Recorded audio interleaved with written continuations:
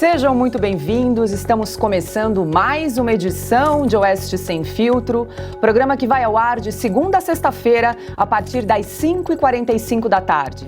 As principais notícias do dia são analisadas pelos nossos comentaristas. Aqui no estúdio, Augusto Nunes, Fabiana Barroso de São Paulo, Cristina Grêmio de Curitiba e Ana Paula Henkel de Los Angeles. Oeste Sem Filtro e todos os programas da Oeste são transmitidos pelo YouTube. Nós continuamos também na plataforma Rumble. Oeste Sem Filtro ainda está na Rádio Estúdio 92.3 FM de Cascavel. Hoje é dia 23 de fevereiro de 2023. Confira os destaques desta quinta-feira. Navio da Marinha com hospital de campanha chega a São Sebastião, no litoral norte paulista. Guilherme Boulos se solidariza com invasores do Carnaval Vermelho expulsos de propriedades privadas. Mulher presa em 8 de janeiro manda carta a deputado e diz que não participou das invasões das sedes dos três poderes. Tem muito mais agora no Oeste Sem Filtro.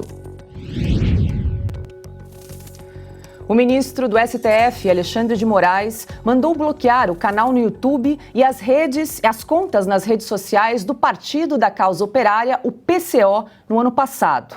A medida ocorreu depois de publicações da legenda que pediam a dissolução do STF e com ofensas aos ministros da Corte. Agora, de acordo com o site da Revista Oeste, o Google entrou com um recurso contra a decisão de Moraes. A empresa de tecnologia alega que a derrubada do canal, sem que o ministro tenha indicado quais eram os conteúdos ilícitos, além do impedimento de novas publicações, configura censura prévia. E para começar a nossa rodada de análises e comentários aqui no programa Oeste Sem Filtro, quero dar as boas-vindas a Fabi Barroso. Fabi, muito boa noite. Só para lembrar, em um primeiro recurso do Google contra o entendimento de Alexandre de Moraes, o STF formou maioria para manter os canais do PCO bloqueados. O placar terminou em 9 votos a 2. Os únicos a discordarem foram então os ministros Nunes Marques e André Mendonça. Boa noite, Fabi. Estamos sem o áudio da Fabi. Só abrir o áudio, Fabi, que a gente não está te ouvindo. Ainda não?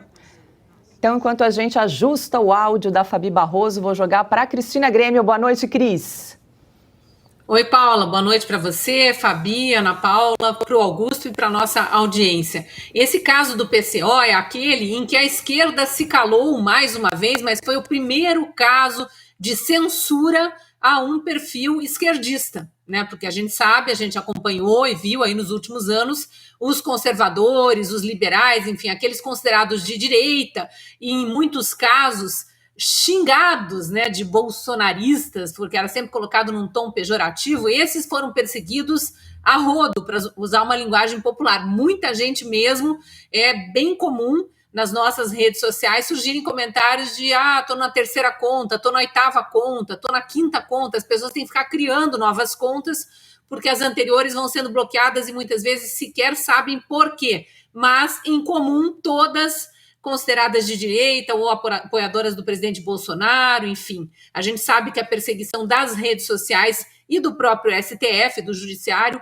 vinha sendo direcionada para um lado do espectro político, até que teve essa punição aí ao perfil do PCO, aos perfis, né, nas várias redes. O PCO é aquele partido que é de extrema esquerda, mas extrema esquerda radical, e orgulha-se disso, não é a extrema esquerda que finge ser de centro, né? Em que um líder subiu no palco num evento, não sei se foi em Fortaleza, mas foi numa capital do Nordeste, não vou lembrar bem agora, tá no YouTube ainda, o Flagrante Perpétuo segue, apesar da censura. Esse líder subiu no palco para pedir prisão de ministros do STF e o fim do STF. Assim como vários petistas fizeram ao longo dos últimos anos aí, especialmente na época em que o PT estava no governo e se sentia muito perseguido pela Corte Superior, e tudo bem, continua todo mundo com seus perfis livres, todo mundo publicando os vídeos, os flagrantes perpétuos, como eu disse, continuam no ar, e ninguém falava nada, pois o PCO não conseguiu. Quem subiu agora para defender, né, quem saiu em defesa dele, além dos conservadores que defendem sempre a liberdade de expressão, seja de quem for, foi a própria plataforma, foram as próprias plataformas, porque realmente não tem tido embasamento, até onde a gente fica sabendo, né, porque muita coisa é sigilosa, mas não tem tido embasamento que justifique essa censura prévia e a censura ilimitada a canais em geral, conservadores ou não, né? Conservadores ou do PCO. Então vamos ver como que isso avança. Eu não vejo outro jeito que não seja a sociedade brasileira inteira, o legislativo inteiro, denunciarem essa aberração e protestarem contra ela, porque enquanto formos só nós do lado conservador, fica mais fraco. Agora somos nós do lado conservador e o PCO, e o Google, né, atuando como advogado aí do PCO. Agora sim, Fabi, e aí como é que você enxerga essa alegação aí do Google, né, de censura prévia em relação à decisão do Moraes de bloquear as contas do PCO? Primeiro, boa noite aqui, desculpa, pessoal. E, bom, eu enxergo que eles têm razão, configura realmente censura prévia.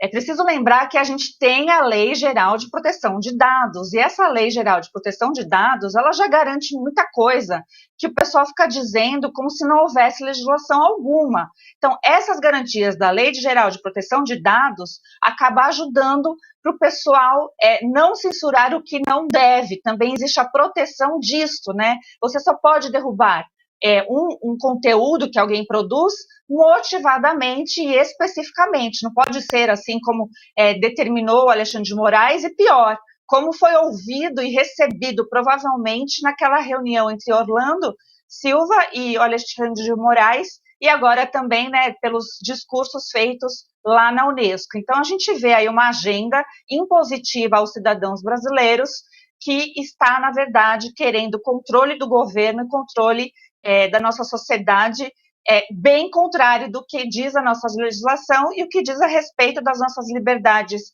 individuais e a liberdade de imprensa. Boa noite, Ana Paula Henkel. Boa noite, meninas. Augusto, você está perdido hoje, hein? Boa noite. Ele me acusou de misógino. Vê se eu estou infeliz aqui, vê. Você está perdido hoje, Augusto. Cuidado. Não, ainda falei, noite, Ana, que a entrevistada de hoje é mulher. Também. Então, ele vai reinar. Cheguei mais cedo. Hoje tá perdido. Cheguei mais cedo hoje. Augusto, hoje é o famoso se correr o bicho pega, se ficar o bicho come. Então, cuidado, porque só tem mulher em casa hoje. Boa noite, meu mestre. Boa noite, Cris, Fabi, Paula. Muito boa noite para nossa audiência maravilhosa. Bom, eu vou deixar o Alexandre de Moraes falar com o Alexandre de Moraes. A gente não sabe, né? Na atual conjuntura jurídica, onde as leis elas são esticadas aí, né? Um estica e puxa de acordo com a vontade de alguns membros da Corte, da Suprema Corte. Então, eu vou deixar Alexandre de Moraes falar com Alexandre de Moraes sobre liberdade de expressão. Se tem uma coisa que aqui na nossa profissão, né, os jornalistas precisam fazer, é ser um disco arranhado, é trazer as coisas que, porventura, sejam esquecidas, né? Claro que a gente tem que falar da corrupção do PT, do que o partido fez com o Brasil. Isso a gente vai falar aí ao longo dos próximos 4 anos, incansavelmente. Mas eu vou trazer, então, na série Disco Arranhado, o Alexandre de Moraes, de 2018. Ele que era relator, foi relator da ADI 4451, que falava exatamente sobre liberdade de expressão. E todos os ministros do STF seguiram o relator no voto e, por unanimidade, eles, de maneira muito correta, corrija-me se eu estiver errada, Fabi, defenderam exatamente a liberdade de expressão, que é protegida pela nossa Constituição. E é só você digitar ali no Google ADI 4451, decisão, ministro relator Alexandre de Moraes, que a decisão está toda ali, o voto está todo ali. Mas tem um ponto muito importante, são vários pontos importantes, mas tem um que é muito interessante e vai contra exatamente esse Alexandre de Moraes de 2022, 21, 22, que diz o seguinte, aspas para o ministro: A livre discussão e ampla participação política e o princípio democrático estão interligados com a liberdade de expressão, tendo por objeto não somente a proteção de pensamentos e ideias, mas também opiniões, crenças, realização de juízo de valor e críticas a agentes públicos, no sentido de garantir a real participação dos cidadãos na vida coletiva. Aí tem o ponto 3, 4, eles são pontos muito bons para a gente ler, mas no finalzinho ele diz o seguinte: tanto a liberdade de expressão quanto a participação política em uma democracia representativa somente se fortalecem em um ambiente de total visibilidade e possibilidade de exposição crítica das mais variadas opiniões sobre os governantes.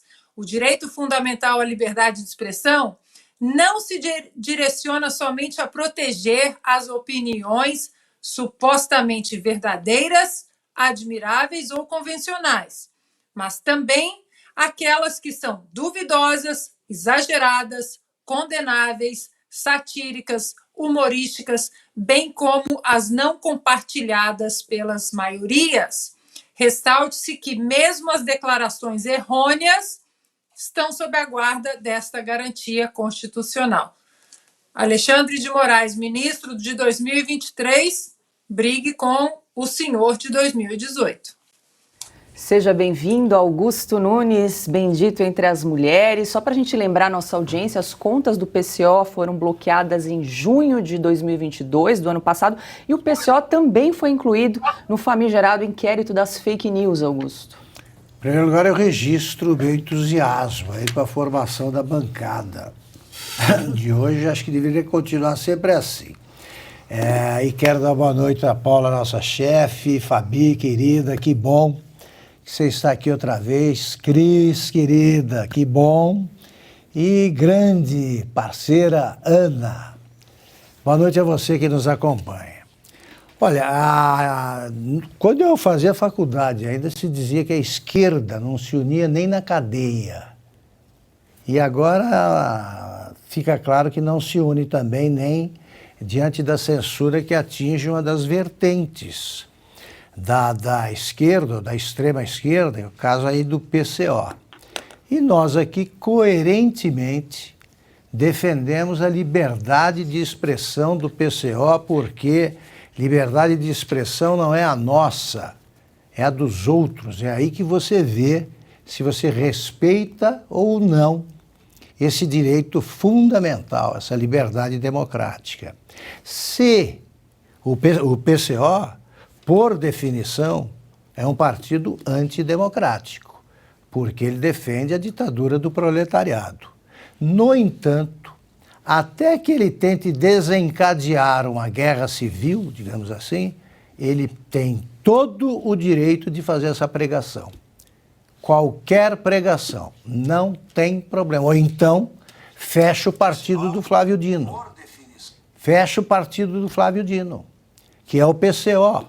Não adianta se esconder em outras legendas. O Partido Comunista do Brasil, o último líder que ele teve foi o Mao Tse-tung, ali na China, e agora acha que a China é de direita, por isso não apoia tanto. O PCO é parecido. Então, por que não fecha tudo? Porque o problema é ali, é a direita, e no caso do PCO, é porque está aqui. Vamos ver que ele cometeu...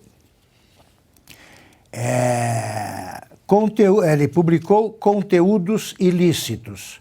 O que são conteúdos ilícitos? Tem que regulamentar isso aí. Não existe crime nem pena sem lei anterior que o defina. Ponto. Qualquer reprovado em faculdade de Direito sabe disso se ficou ali conversando com o Bedel mais que 2 minutos. E eles, ministros do Supremo, fingem que não sabe. Ele pediu a dissolução do Supremo. Tem todo o direito de pedir. Se ele reunir uma tropa de companheiros, camaradas, para tentar dissolver o Supremo, tudo bem, aí está exposto à punição. Defender uma ideia não é crime. Não existe crime cometido com palavras, além dos previstos nos que tratam nos capítulos que tipificam os crimes contra a honra. Injúria, calúnia e difamação. Ponto. Ponto. Então é o seguinte, eu posso defender ou não a monarquia? Posso defender o fim do regime republicano e a volta do herdeiro do Dom Pedro II, seja ele quem for, né? Até o Lula já se apresentou como tal, né? Dom Predo. Ele falou na inauguração de uma obra uma das obras da transposição do São Francisco. Pois bem, a censura prévia, ela do AI-5, ela era pelo menos clara. Ela proibiu até a vinda do balé de Moscou. Por quê? Tudo que vinha de Moscou era ruim, perigoso, então não pode nem balé. É ridículo? É, mas é mais compreensível do que essa censura cega, completamente cega e que não te dá nem a chance de, como fez o Estadão, separa lá os Lusíadas para publicar no lugar das matérias, das reportagens censuradas. Eles censuram o que querem. O que querem. Então, olha, eu, por exemplo, considero obsceno, né, deveria ser algum tipo de crime, ver o ministro Flávio Dino chacoalhando aquele corpo de toureiro andaluz no carnaval. Como não existe o crime, não está em nenhum código, eu não posso mandar prender. Então, da mesma forma, o Supremo não pode inventar a existência de crimes inexistentes para praticar mais uma ilegalidade. Agora, 18 horas, 2 minutos. O deputado federal Marcel Van Hatten disse hoje que recebeu uma carta de uma presa na penitenciária da Colmeia, no Distrito Federal. A mulher, detida há mais de 40 dias por causa dos protestos na Praça dos Três Poderes, garantiu não ter participado dos atos de vandalismo em 8 de janeiro. Vamos ver o que diz a carta. Cheguei no QG, né? Às 20 horas, quando saí da minha cidade, ainda podia estar na frente do QG. Desci do ônibus e vi a confusão porque na estrada não havia sinal de internet. Todos correndo e assustados, então com medo, corri para me abrigar no QG. A federal tentou invadir o exército não deixou e pela manhã fui presa, acusada de invadir e destruir. Tá aí, então, uma carta que foi enviada ao deputado Marcel Van Hatten. Lembrando que essa mulher foi detida, segundo ela, em frente ao quartel de Brasília na manhã de 9 de janeiro. Na ocasião, o ministro do STF, Alexandre de Moraes, ordenou a prisão de pouco mais de 1.200 pessoas por supostamente terem participado dos atos de vandalismo em 8 de janeiro. Até o momento, cerca de 900 pessoas ainda estão presas. Fabi, quero te ouvir a respeito, eu sei que você tem acompanhado o caso. Tem alguma atualização dessas pessoas que permanecem presas em Brasília? Não, infelizmente, Paula, o que nós estamos vendo diante disso é a lei não ser cumprida, né? Os advogados permanecem do mesmo jeito, do mesmo modo, tendo que fazer aquelas visitas agendadas e bem para frente. As pessoas estão se desesperando que estão ali, não tem as condutas individualizadas, até como, né, sugeriu o ministro Cássio Nunes, foi o que eu vi falando e muito bem falado. Então, o próprio direito penal não está sendo obedecido. E por quê? Porque nós temos aí uma claríssima perseguição política. Eu sou a favor das pessoas serem presas e punidas, mas devidamente pelo que de fato praticaram. E a gente sabe que entre esses 900 presos, muitos não estavam nem mesmo ali na esplanada, né? Eles estavam no acampamento, para quem não sabe, era 7 quilômetros andando, que não tinha outro meio de chegar naquele dia, e muitos, inclusive, já provaram que não conseguiam andar, né, ou por idade, ou por alguma mobilidade, algum problema. Então, tem provas concretas que esse pessoal não estava lá. Se não estava lá, precisa, então, entender, né, o que está na cabeça do Alexandre de Moraes, especificamente, neste caso, porque ele está considerando, então, quem esteve nos acampamentos. E isso daria, então, prisão para muita gente, vamos combinar, né? E a gente sabe que é livre o direito de manifestação, que é conflitante com o direito que não existe de depredação. Então, quem depredou, quem invadiu de fato ali, ok de ser julgado e punido, desde que sua conduta seja individualizada, e se for ali por crimes, né, como estão querendo dar a entender que foi praticado por muitas pessoas, né, por quadrilha e etc., também que sejam individualizadas a conduta de cada um. Então, a gente ainda observa, é gritante, triste, assim também como a situação do Sererê, né, do cacique Sererê, permanece igual, e pela última notícia que eu tive dele, ele também não está passando nada bem ali. Então, a gente vai ver, infelizmente, algo muito mais sério acontecer com a vida dessas pessoas. E é hora de entrevista aqui no Oeste Sem Filtro.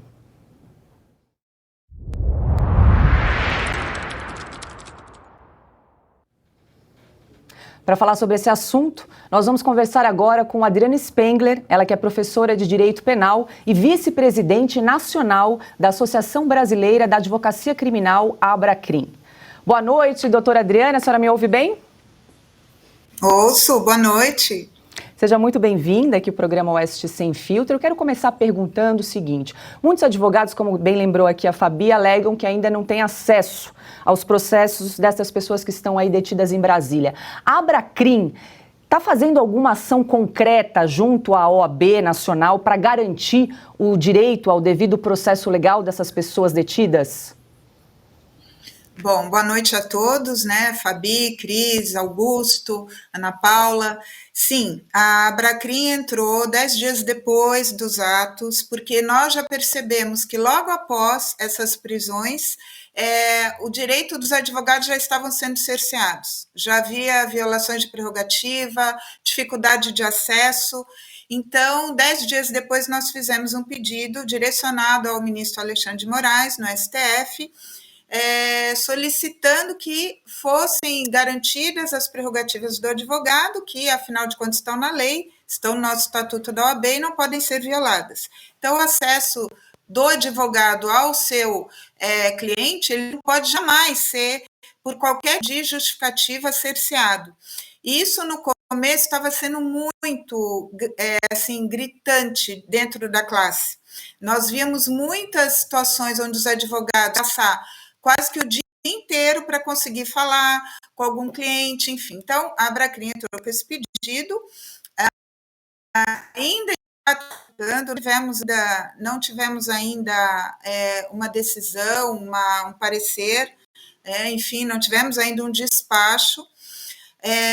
Também a OAB entrou semana passada com pedido, nós entramos 10 dias depois, agora, semana passada, a OAB também entrou, porque realmente essas violações estão constantes. E nós temos que lembrar que a situação desses presos é uma situação peculiar, é uma situação muito extrema, muito diferente do que nós temos falando em sistema prisional em termos de Brasil. Nós temos que dar essa garantia que a própria Corte Interamericana de Direitos Humanos determina. O Brasil é signatário do Pacto de São José da Costa Rica, então os direitos humanos que estão sendo violados nessas prisões, nessa falta de condições, enfim, é algo que nós temos que ficar muito atentos. Então, respondendo a tua pergunta, Paula, sim, nós estamos atentos. Perfeito. Então, só para confirmar, ainda não houve um retorno por parte do ministro Alexandre de Moraes em relação a esse pedido da Abracrim? Não houve. Tá? Nós estamos no aguardo, em contato com a assessoria, enfim, para que haja um despacho. Não tivemos ainda um retorno.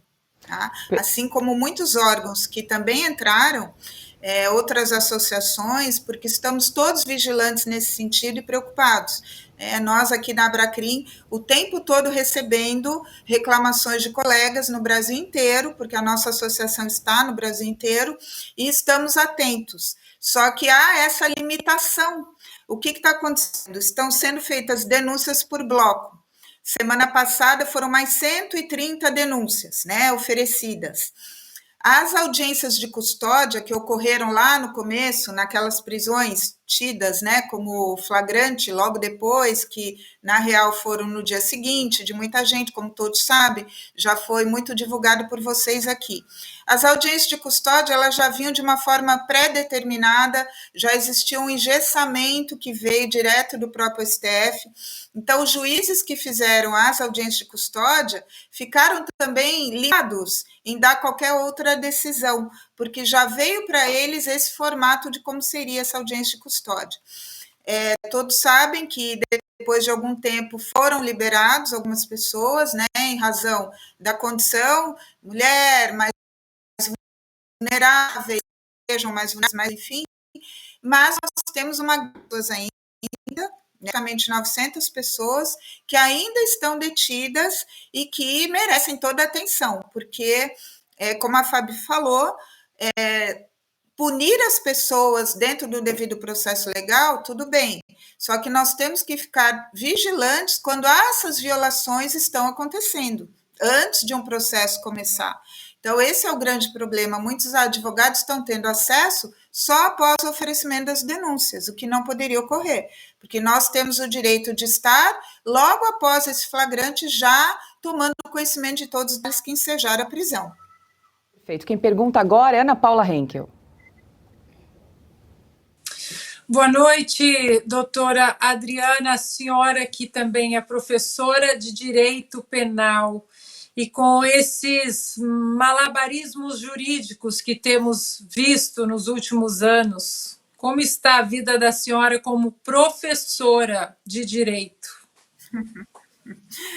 Obrigada por perguntar, Ana Paula. Acho que para todos os meus colegas professores no Brasil inteiro que lecionam direito penal, processo penal, direito constitucional, está sendo difícil, porque é você explicar algo que está na lei, que está dentro do código, e eles perceberem que, na prática, as coisas estão sendo um pouco, digamos, né, um pouco não, bastante violadas. Então, o que cabe a nós, sem entrar em questões de ideologia política, que eu acho que o professor não pode ter essa perspectiva ideológica dentro de sala de aula. Então, nós temos que... A lei diz assim, a interpretação está sendo dada de forma equivocada, nós estamos tendo excessos, e aí o que é muito importante, inclusive falei para meus alunos hoje, no primeiro dia de aula deles, que é a universidade que começou hoje a aula, o direito penal, ele existe para quê? Para conter o poder punitivo do Estado. O direito processual penal existe para quê? Para conter esse poder punitivo do Estado. Quando a gente extrapola esses limites, quando a gente passa para violações extremas dessas garantias, nós estamos colocando em risco, todos nós, a segurança jurídica de todos. Então, até... para tirar do viés político e ideológico, eu não posso aceitar que isso esteja acontecendo com aquelas pessoas se eu tiver, eventualmente, uma outra ideia, um outro viés político. Porque, na real, não é isso que está em jogo, é o sistema jurídico penal. Está sendo colocado em jogo, está sendo vilipendiado em muitas situações, Brasil afora, inclusive, não posso falar nem que é só essa questão de Brasília, esta veio à tona agora e com muito mais repercussão, obviamente, por tudo que aconteceu, mas a gente não pode, por exemplo, permitir overcharging. Esse overcharging, que hoje a gente fala muito no direito penal, é esse excesso de tipificações para uma mesma questão. Por exemplo, né, nós temos situações em crimes absorver outro crime. Nós temos ali conflito de leis penais, eu não posso atribuir tantos crimes para uma mesma pessoa, sendo que um pode absorver o outro, um pode estar no caminho do outro. A aferição do elemento subjetivo, falar em associação criminosa com pessoas que mal se conheciam, que são grupos completamente distintos. Então, tem umas equívocos de imputação que dentro da área penal, nós temos que ter esse cuidado e analisar de forma crítica. Perfeito, nós estamos conversando com a Adriana Spengler, ela que é diretora, professora de Direito Penal e vice-presidente da Abracrim. Quem pergunta agora é Cris Grêmio. Boa noite, doutora Adriana. Eu queria voltar ao assunto da primeira pergunta, que são os presos, na minha visão, presos políticos, não foram os que foram flagrados no ato de vandalismo no dia 8, e sim foram presos depois.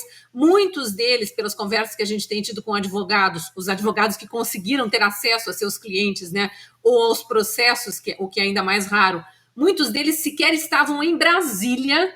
Outros chegaram a Brasília depois de tudo acontecido. Alguns estavam de fato, mas nem estiveram na esplanada. Outros estiveram, mas não entraram nos prédios, não depredaram nada. Então, tá tudo misturado. Mas tem mais informações chegando. Eu já recebi o caso de um senhor que está preso em Contagem, na região metropolitana de Belo Horizonte. 68 anos, foi preso dias depois como um suposto terrorista. Ele nunca esteve em Brasília, ele participava das manifestações na frente da sua cidade. Segundo me informaram, o mandado de prisão contra ele, assinado por Alexandre de Moraes, com acusações de atos terroristas, financiamento de atos terroristas, porque ele gravou um vídeo xingando Alexandre de Moraes, o presidente Lula.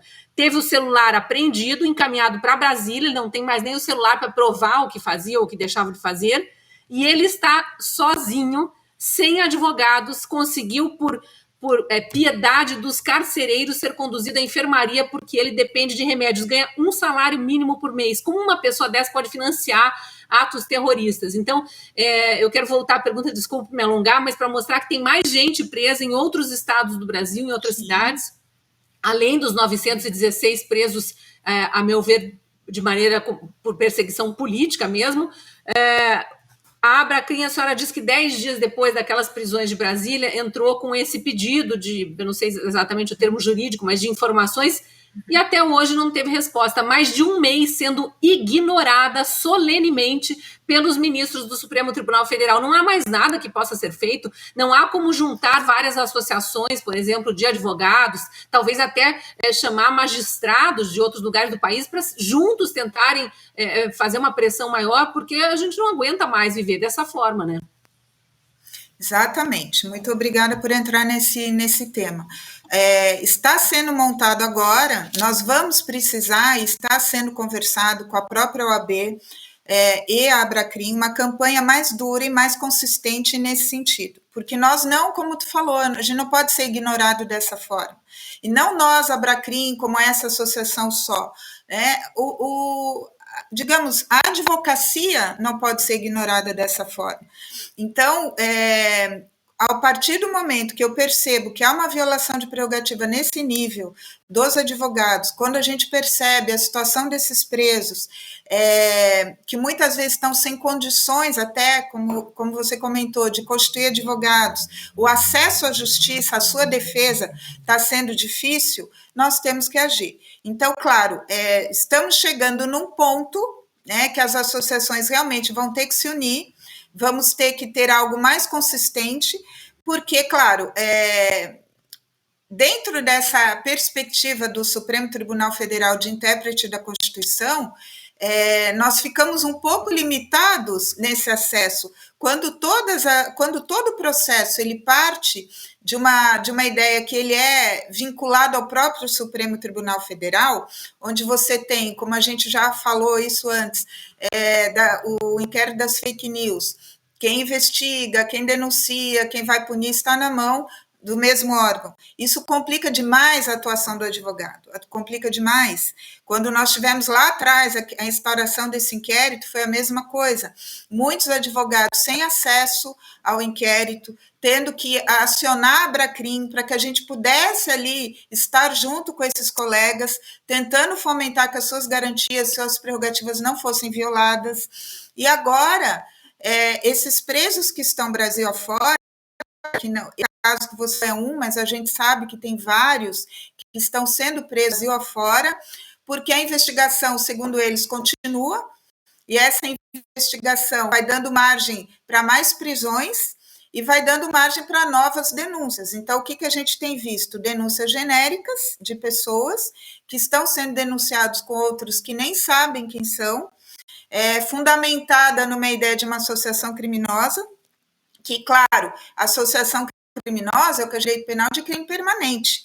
É como se essas pessoas estivessem vinculadas 24 horas para fins de cometer crimes juntos. Eu tenho um caso, por exemplo, de um sujeito que ele estava lá no QG de Brasília vendendo camisas do Brasil. Ele não estava literalmente participando do movimento político em si, ele estava fazendo o ganha-pão dele, vendendo camisas. Ele foi preso também no dia seguinte. Então, a gente está vendo essa falta de critérios, né, de imputação e de uma forma generalizada e perigosa, porque agora começam a sair os mandados de prisão Brasil afora. Então, pessoas que poderiam estar fomentando esses atos, podem ser agora acusadas de estar fomentando, incentivando e incitando, porque não é só questão de financiar, existe o crime de incitação ao crime, e é muito fácil, porque ele é um crime de alta interpretação. Que é incitar um crime? É eu colocar numa rede social algo contra determinada situação, estou incitando as pessoas a irem lá e quebrar o STF, fazer, enfim, isso é um perigo, porque essa margem de interpretação que se está dando para a imputação das pessoas nos crimes, que está também da nossa atenção. Nós não podemos permitir esse overcharging, que esse termo que tem se usado muito agora em direito penal, para esse excesso de imputações. Lembrando que a própria lei antiterrorismo, que veio para o nosso ordenamento para as Olimpíadas de 2016, como todos lembram, mais ou menos uma pressão internacional para que o Brasil tipificasse essas condutas, ela não prevê para atos políticos. Ela tem um viés específico. Então, veja, já está sendo uma interpretação extensiva. E nós não podemos ter interpretação extensiva no direito penal. A interpretação tem objetiva. Não posso incluir condutas que o próprio legislador não previu. Quem pergunta agora é Augusto Nunes. Adriana, muito prazer conversar com você. Então, obrigado pela entrevista. Há uns 10 anos, Adriana, um pouco mais que isso, o Lula e o ex-presidente da Costa Rica, vou aportuguesar o nome, o Oscar Arias, eles divergiram sobre a questão dos presos políticos cubanos. Um grupo estava em greve de fome e até um morreu. E o Lula estava visitando Cuba e bajulando o Fidel Castro nessa época. E o Arias escreveu um negócio que para mim resolve a questão, quero ver se você concorda. Não existem presos políticos nas democracias. Em nenhum país verdadeiramente livre alguém vai para a prisão por pensar de modo diferente. Cuba pode fazer todos os esforços retóricos para vender a ideia de que é uma democracia especial. Cada preso político nega essa informação. Cada preso político é uma prova irrefutável de autoritarismo. Todos foram julgados por um sistema de independência questionável e sofreram punições excessivas sem terem causado danos a qualquer pessoa. No caso de Brasília, eu acho que é um pouco pior. Nós temos várias pessoas, centenas, que não fizeram nada, não participaram de depredação alguma. Diante disso, eu queria que você dissesse como justificar o comportamento de um ministro do Supremo e também como justificar o silêncio da imprensa convencional. O que você pensa disso?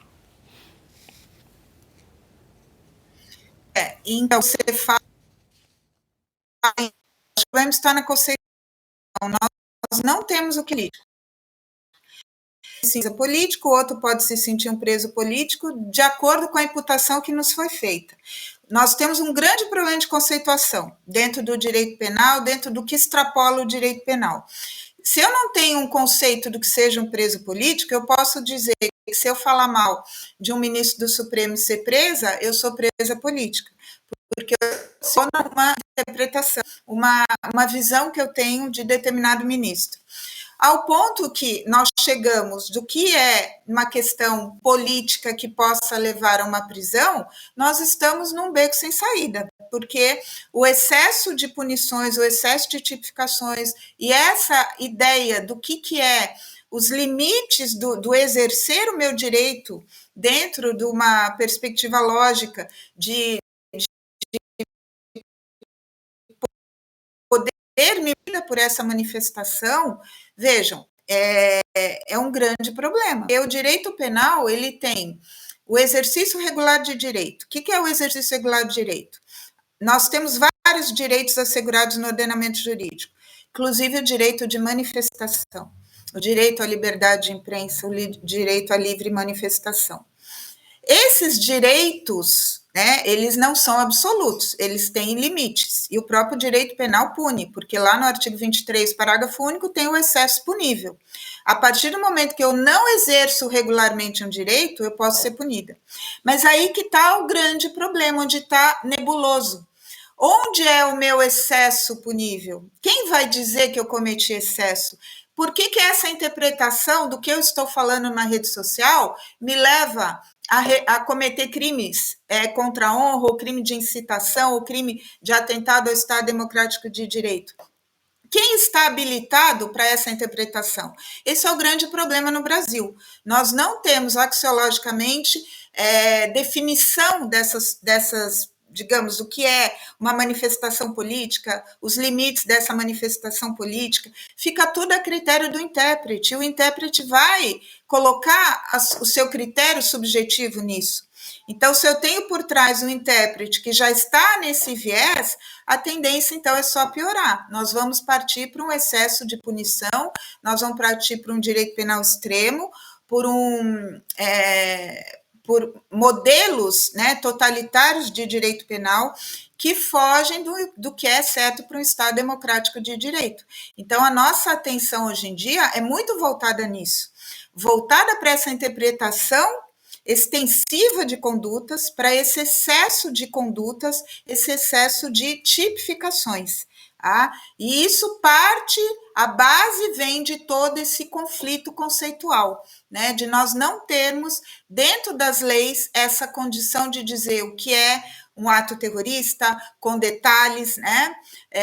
Fica, de certa forma, um pouco amplo pelo que tem na lei, que a lei ela veio com aquele viés para as Olimpíadas, enfim, então tinha muito caráter de xenofobia, uma questão muito vinculada a isso, e não tanto na questão do que nós estamos tratando, tanto que vários colegas, inclusive juristas, autores, já questionaram isso, né? Nós estamos conversando com a Adriana Spengler, ela que é professora de Direito Penal e vice-presidente da Abracrim. Quem pergunta agora é Fabi Barroso. Boa noite, Ana, prazer em conhecê-la. E eu estava ouvindo falar, eu anotei várias coisas, porque realmente no direito a nossa luta tem sido árdua para manter primeiro a advocacia, porque né, é tão exaltada a democracia, sem a advocacia não existe a mínima chance, né, de haver democracia. Então a advocacia é mais que necessária, e eu vejo os direitos dos advogados sendo violados já faz algum tempo, cada vez mais. E a sua explanação aqui, eu até queria fazer um além, porque além de tudo a gente tem a prática de phishing, né, que é aquela pescaria, colocando as pessoas, jogando condutas, tem também lawfare. Acho que está muito bem clara a situação. O que eu vejo é que falta ainda, né, eu desacredito que nós temos grupos como, por exemplo, na questão prática, o grupo Prerrogativas, que vem na defesa dessas interpretações estranhas, que não tem nada a ver com a nossa legislação, teria que mudar demais a nossa legislação. E eu vejo assim, o incômodo das pessoas de falarem, não existe mais lei. E para nós, né, que somos legalistas, que somos pautados em conceitos, em ética, o que é justo, moral e etc., é muito duro ouvir isso. Então, a gente está vendo, e essa questão também de colocar essas normas sem interpretação, isso seria inédito, porque os artigos são novos, né, foram substituídos da Lei de Segurança Nacional, e a gente não tinha ainda casos práticos para ser julgado, mas na prática mesmo. A senhora enxerga depor um Estado democrático de direito através de invasões, tudo bem, teve depredação, são graves, são puníveis, são passíveis de pena e punições, etc., mas eu não vejo concretamente como que o Estado poderia acabar ou como o Estado, de fato, brasileiro poderia deixar de existir ou na iminência de existir. Então, existe uma distância muito grande, o que é na prática, o que ocorreu e que realmente tem que ser recriminado, mas é a narrativa imposta que não está fazendo as pessoas pensarem. E aí eu te pergunto, qual saída teremos? Porque eu me coloco junto, porque a nossa briga é a mesma. Obrigada, Fabi. Concordo totalmente com você. Eu acho que nós voltamos àquela época em que hoje eu até comentei com os alunos, né? Nós partimos de um período de vingança pública, onde o Estado não tinha critérios, quando o soberano não tinha critérios de punição nenhuma, ele tinha os seus representantes nas cidadezinhas, pensando na Europa continental, só que quem punia não tinha critério de punição, não tinha sistematização. Por uma mesma situação, um era enforcado em praça pública, isso a gente via muito na Idade Média, e o outro era perdoado. Por incrível que pareça, o direito penal veio para dar critérios de punição, para tirar a sociedade desse arbítrio, para nos livrar do arbítrio, para dar limitações ao poder punitivo. E aí, vejam, na própria falta de taxatividade da lei, e aí isso é um problema do próprio legislativo, as leis não vêm com aquele princípio de taxatividade que é exigido pelo direito penal. Condutas claras, precisas. Como o direito penal é o ramo mais coativo do ordenamento jurídico, nós não podemos admitir crimes que deem margem à interpretação.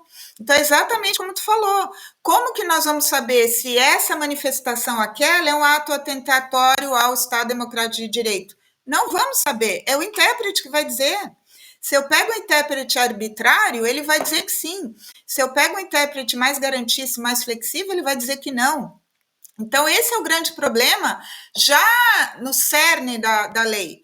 Leis que vêm sem essa taxatividade, sem critérios muito precisos das condutas, nós ficamos nesse limbo, à margem da interpretação. E hoje nós estamos vendo no que nos leva essa interpretação extensiva. Né? Então, eu concordo contigo e fiz esse, digamos, né, coloquei a minha ideia em cima do que realmente você falou, que eu, de novo, concordo muito. Estamos realmente passando por esse momento. E nós conversamos ao vivo com Adriana Spengler, ela que é professora de Direito Penal e vice-presidente da Abracrim. Doutora Adriana, muito obrigada pela sua participação aqui no programa Oeste Sem Filtro. Bom trabalho não falta, né? E até uma próxima. Sim.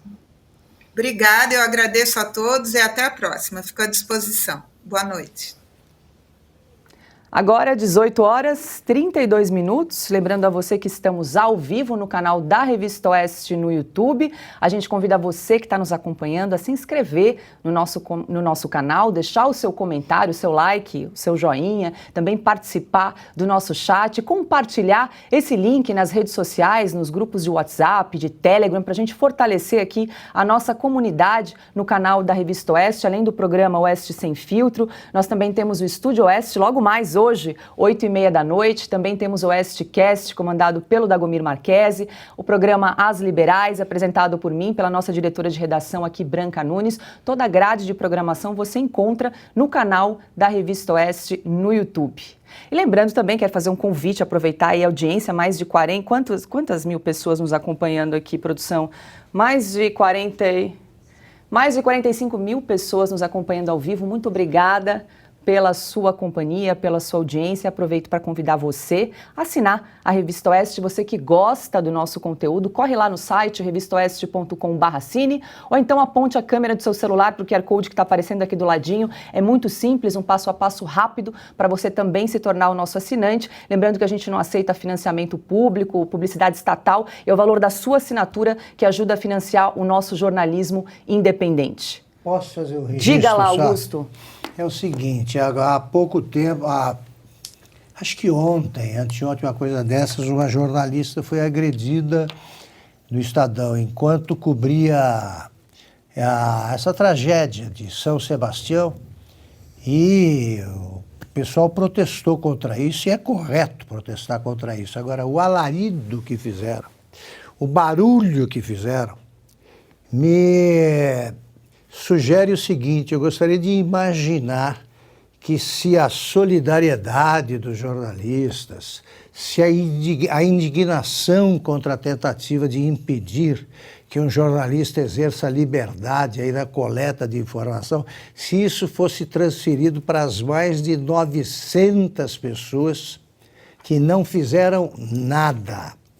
Portanto, essa reação até não foi barulhenta. E eles reclamam por isso no Estadão.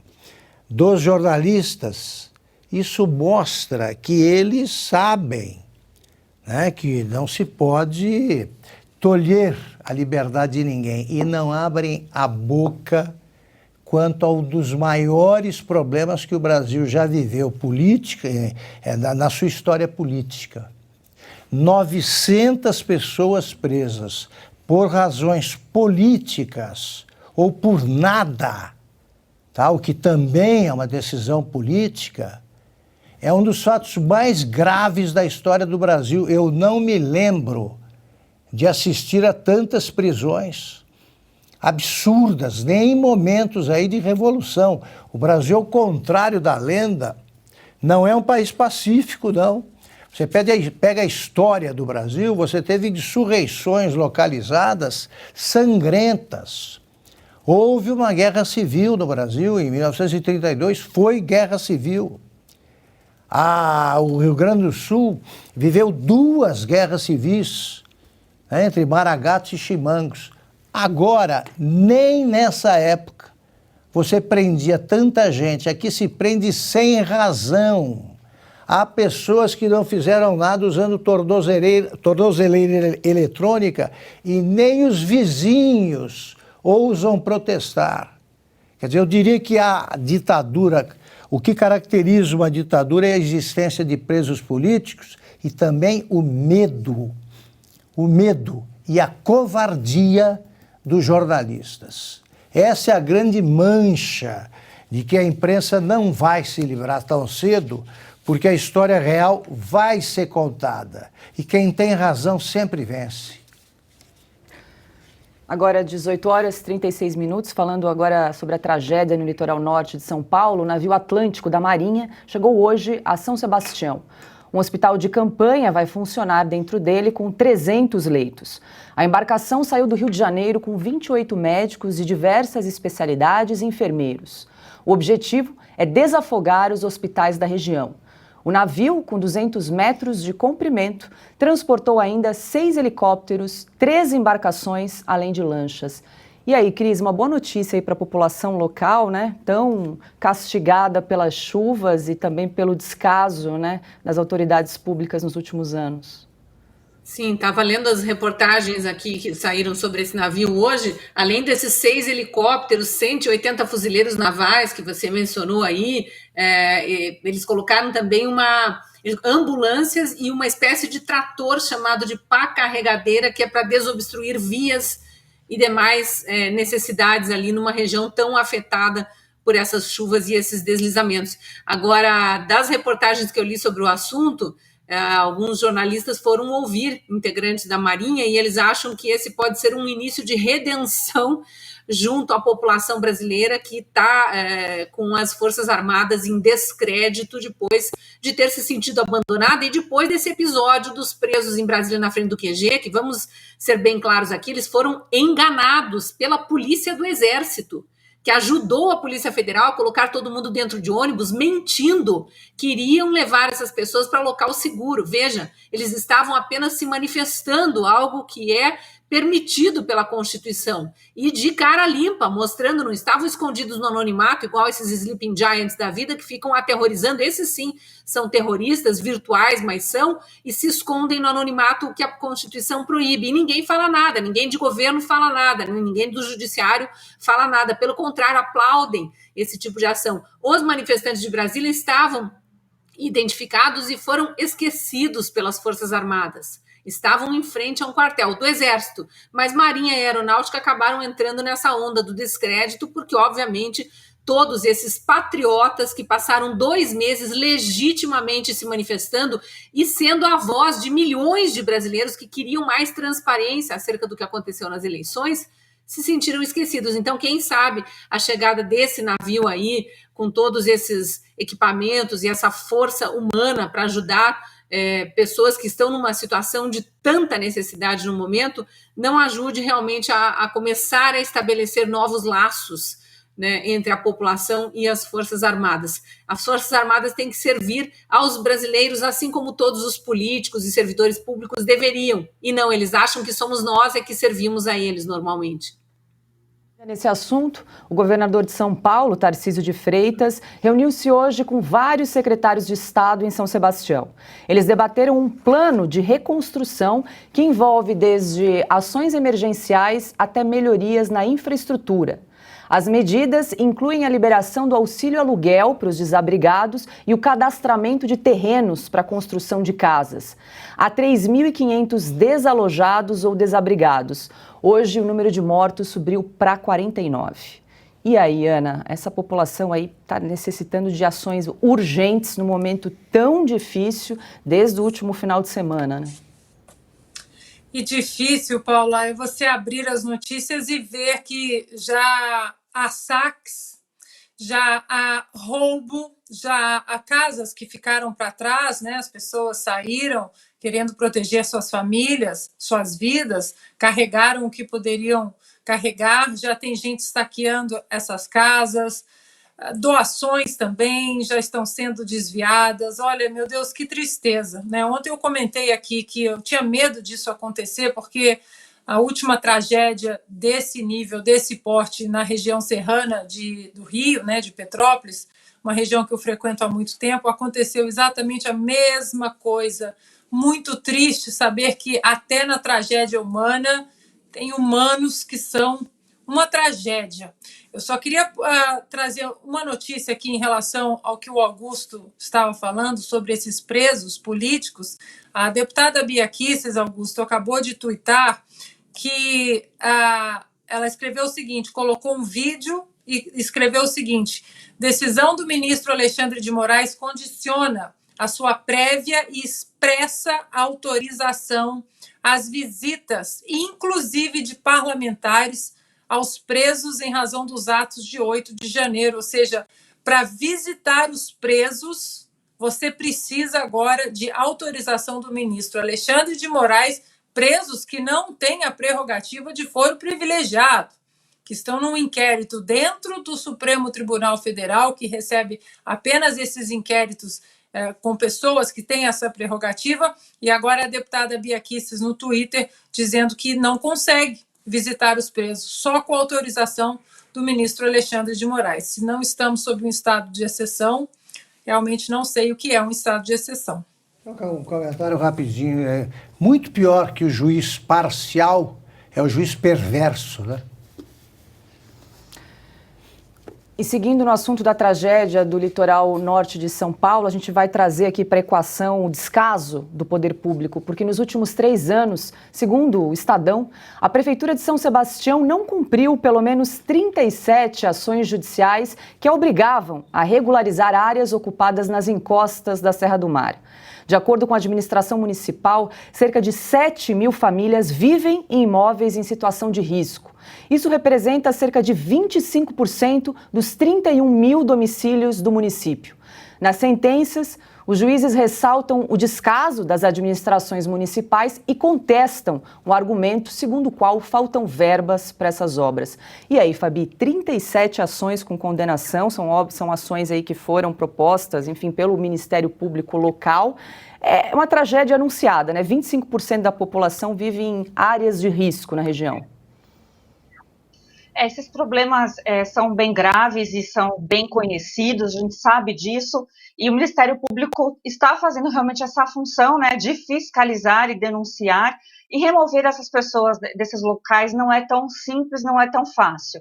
Eu sei bem da Prefeitura, por exemplo, de São Paulo, da cidade de São Paulo, que tem lá até o pagamento de aluguéis para essas pessoas saírem desses locais de risco, porque assim como aconteceu no litoral, existe muito local de risco aqui em São Paulo, nos morros principalmente, e a gente sabe que não tem segunda vez, né? Isso acontece e muitos são soterrados e é muita tristeza.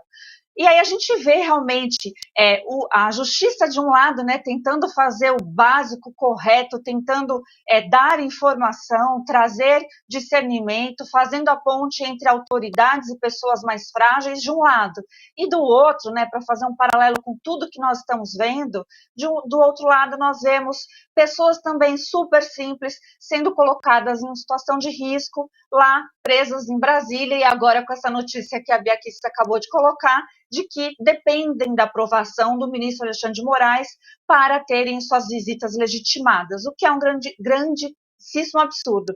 E aí eu lembraria aos brasileiros, tanto numa situação quanto na outra, existe a lei de abuso de autoridade, que também pune omissão, como neste caso aí do desastre natural, e que muito poder público já sabia e não tomou as providências necessárias, e do outro lado, a gente tem uma conduta coercitiva, né, abusando da sua autoridade para determinar que as pessoas passem por situações que não coadunam com a lei. Então, realmente, a gente vê essas cenas trágicas, vê também o que a Ana comentou, que é triste demais as pessoas serem saqueadas e a gente não entende o porquê tudo isso acontece. E aí eu ligo ao comentário do Augusto Nunes: o Brasil é um país violento e ficam brincando com as leis que nós temos de interpretação conforme o cliente, né, à la carte. E aí a gente vê tudo isso indo lama abaixo, como nas imagens que a gente está vendo. Então,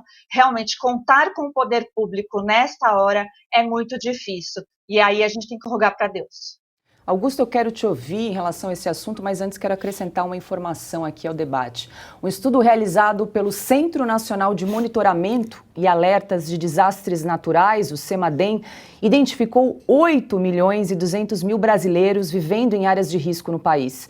Desse total, mais de 2,5 milhões estão em áreas de alto risco e muita vulnerabilidade.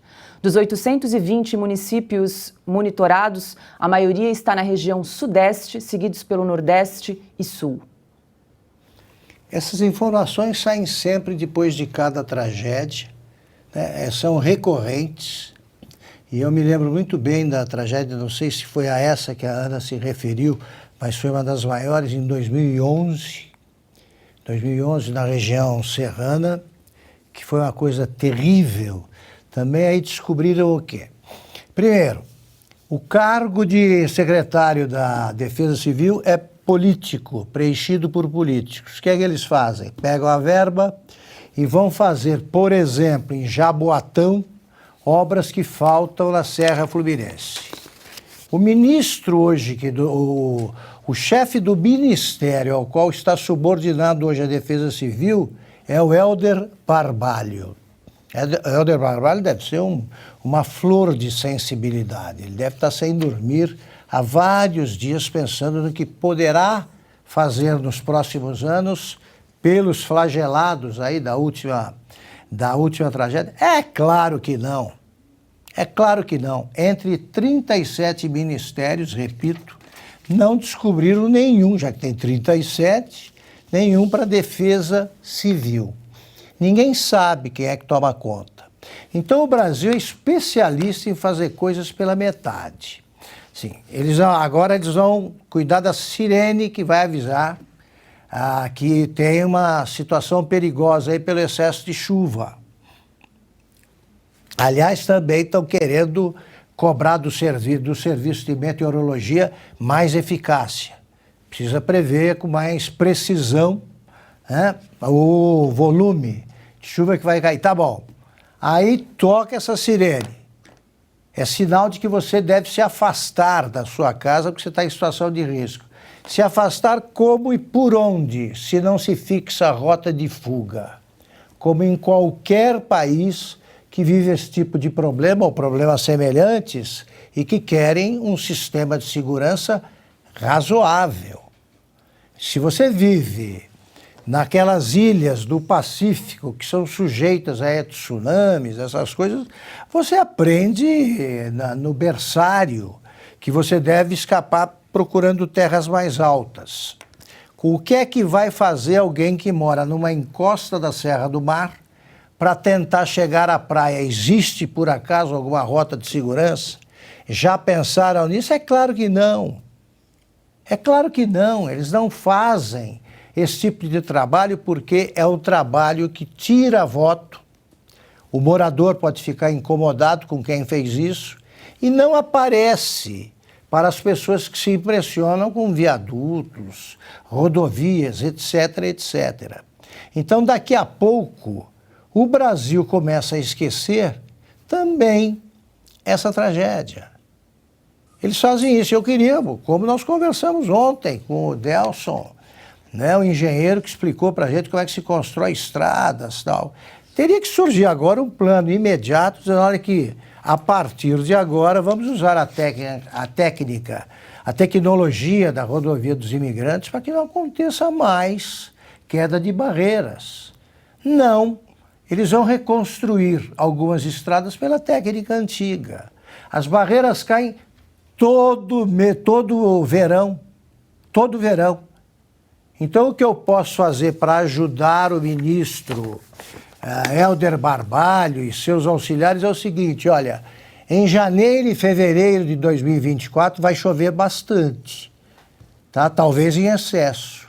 Se em 12 meses tá para fazer alguma coisa que mostre alguma vergonha, né, do que acontece no Brasil, repito, recorrentemente. Ô, Paula, só deixar um questionamento aqui. Eu estou tentando achar as 12 pastas que foram com o Lula até a região afetada e até agora 9 pastas foram confirmadas que sobrevoariam. Não sei quais são os 12 ministros que acabaram indo, né? Mas entre eles aqui, Alexandre Padilha, Relações Institucionais, Jader Filho, Cidades, Márcio França, Portos e Aeroportos, Márcio Macedo, Secretaria-Geral da Presidência da República, Paulo Pimenta, Secretaria de Comunicação, Renan Filho, Transportes, Rui Costa, Casa Civil, Valdes Góes, Integração e Desenvolvimento Regional, Ana Moser, sobrevoou lá também, parece que está na região, ministra dos Esportes, e tem mais 3 ministros aqui que está sendo noticiado que 12 ministros foram com o Lula até a região. Então, 12 ministros, é tão difícil entender o que 12 ministros estão fazendo ali, e aí você vê que a verba destinada até agora, pelo menos, estou dando aqui um refresh aqui na página, até agora o governo federal destinou 7 milhões para o norte de São Paulo, para essa tragédia. Cláudia Raia conseguiu aí 5 milhões, né, na Lei Rouanet, através do Ministério do ressuscitado Ministério da Cultura. Eu queria jogar aqui, Cris também, que adora fuçar aí na internet, continua 7 milhões apenas para ajudar essa tragédia de proporções históricas e 12 ministros foram até lá. Aliás, eu queria corrigir uma informação que deve estar errada. Me parece, eu estava lembrando agora, que não é o Helder Barbalho, também é caso de polícia, né, o Helder Barbalho, mas não é ele, parece o responsável por essa... O Helder, o pessoal está dizendo aqui no chat. É o Valdes Góes, né, indicado pelo Alcolumbre. Que tal? E esse Valdes Góes, Augusto, ouça essa que talvez você não saiba. Ele está condenado em terceira instância por prevaricação, condenado a 6 anos de prisão em regime fechado, a pagar 6 milhões de reais de volta aos cofres públicos. Só não está preso e conseguiu ser alçado à condição de ministro porque conseguiu um habeas corpus monocrático que está há 1 ano na gaveta, não lembro de qual ministro do STF aí. Não foi esse? Quem está tentando tirar isso da gaveta do ministro é o agora deputado Deltan Dallagnol. Perfeito. Boa lembrança, Cris. 900 inocentes presos, quase 900 por aí, né? Que são pouquíssimos os culpados que estão lá. E esse aí solto no ministério e cuidando da integração de desastres. regional. Esse esteve também em São Sebastião, viu, Ana? Pronto. Pelo menos disseram que esteve. Teve a Marina também, que acho que não entrou na tua lista aí, deu uma sobrevadinha para bater foto. Eles foram lá fazer manchete para o jornal. Se ele esteve por lá, essa quantia de 6 milhões aí já ficou menor. Exato. Se são 12 ministérios ali, será que 7 milhões é o que eles podem ajudar no momento? Agora, eu acho que vale lembrar que Daniela do Vaguinho não foi, né? A do turismo, pelo menos, não foi chamada. Embora seja uma região turística, ela ficou de fora para não entrar no noticiário. Quer ser esquecida. Tem mais o das estradas lá do Maranhão. Juscelino acho que também Filho também está fora. Juscelino Filho. Esses que têm como é que é, a capivara muito grande, né, Augusto? Esses ficaram escondidinhos, não quiseram aparecer nas manchetes agora. Como é que é? Hein, Fabi? É mais de 3 pessoas, né, reunidas para tramar alguma coisa aí, a formação de quadrilha urbana. Já configura. Já deu. Pois é, já configura. A gente está com um sério problema, viu? Porque a Ana trouxe essa questão de verba, e aí essa comparação, né, da Lei Rouanet, e aí eu vejo o pessoal da esquerda tentando dar aula, né, falando, doutora, você que é tributarista não sabe, que é concessão. Gente, é concessão, né, de tributo, mas sai, o Estado deixará de ganhar e aquilo já está alocado. E, para entendimento de todos, é muito simples você fazer alocação de verba quando você precisa. Existe discricionariedade no governo federal.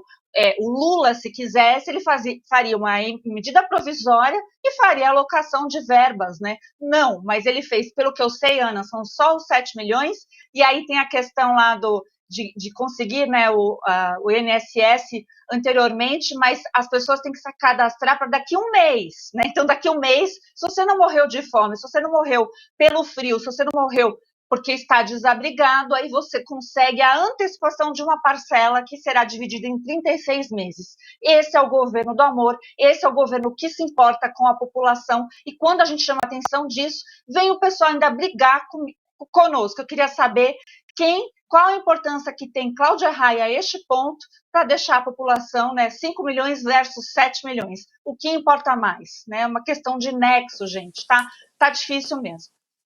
Não vamos nem tocar, então, nos milhões que vão para a Argentina, né? Para as obras agora da companheirado.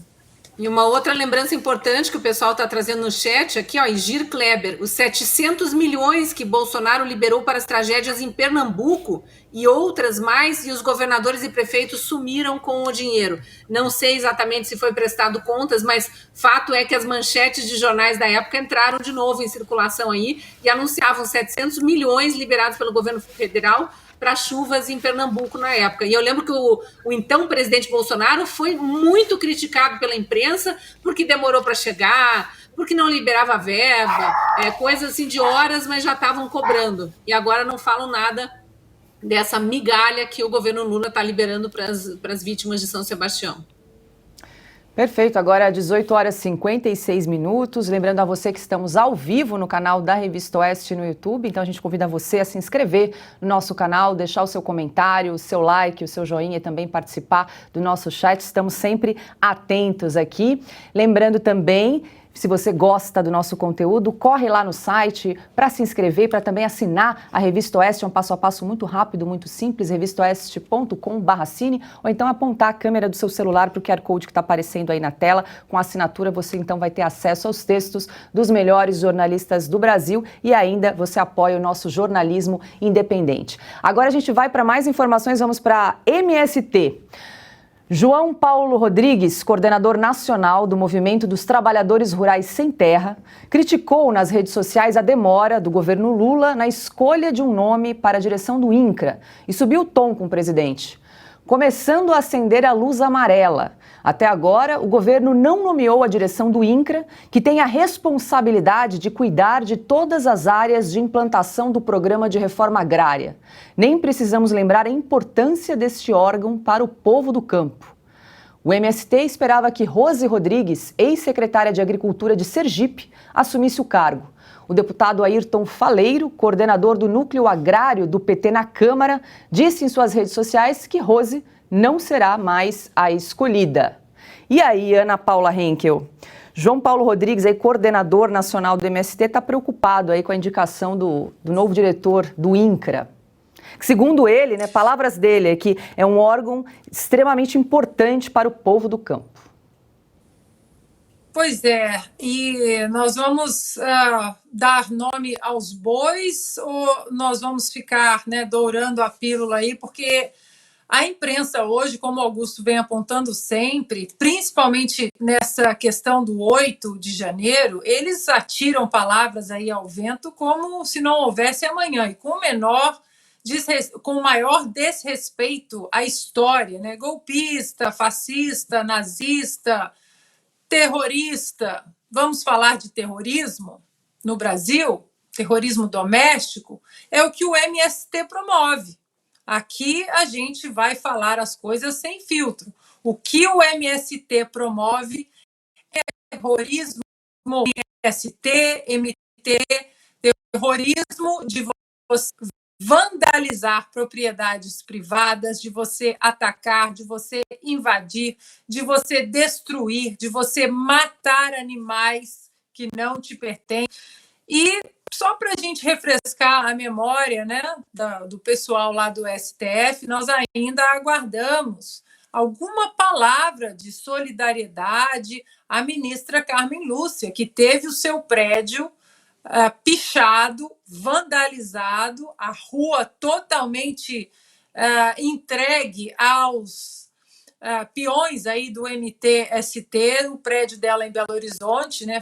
Até fezes foram atiradas dentro do prédio, na fachada do prédio, e quem apareceu para limpar no dia seguinte a rua, ajudar a limpar a fachada, trazer flores, um pouco de amor para a ministra Carmen Lúcia, foi esse povo aí fascista, vestido de verde e amarelo, que gosta de cantar o hino nacional. Chegaram ali com bandeiras, flores.